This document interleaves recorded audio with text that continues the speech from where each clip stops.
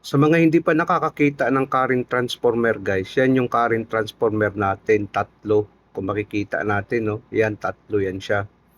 Yan yung current transformer natin guys. Kung makikita natin, no? Tapos dyan siya nakakabit guys sa ating digital ammeter. Kung makikita natin, no? Yan yung digital ammeter natin. Yan yung digital ammeter natin guys. Tapos ito naman yung temperature heater indicator niya guys. Yan yung heater indicator natin, no.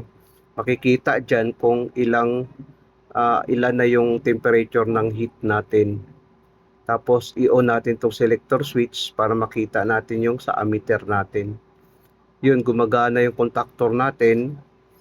Tapos yung reading din ng ammeter natin, no, mayroon siyang 92 ampere. Pag i-off natin, mawawala siya. Kung makikita natin, no, magbabak siya sa 0.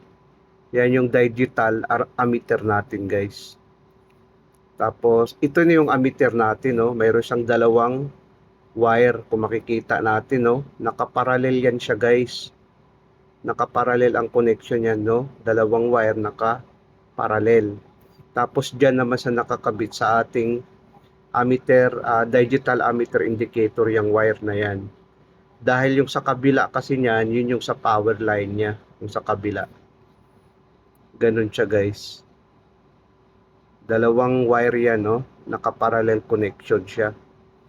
Bali, 6 na wire yan kung makikita natin. Yun, para sa mga hindi pa nakakita ng current transformer, yun yung current transformer natin. Pati yan din yung digital ammeter natin. Pag i-on natin tong selector switch, makikita mo magre-reading yung ampere, no? Kung ilang ampere ang bawat linya.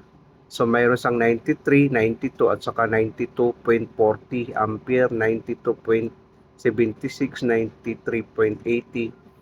Ganun yung ampere niya. Pag i-off mo naman, babalik siya sa 0. Kung makikita natin kasi nga hindi na gumana yung contactor natin. Kung i-try natin paganahin, no, tingnan mo. Yan kasi yung sa heater natin kung saan nakakabit yung ammeter natin. Digital ammeter natin. Yung current transformer kung saan nakakabit sa bawat linya ng ating power supply. Tingnan mo, gumana yung contactor natin, no? Tapos namamatay pag i-on mo yung selector switch. Sana guys nakapagbigay ito ng konting kaalaman sa mga baguhan.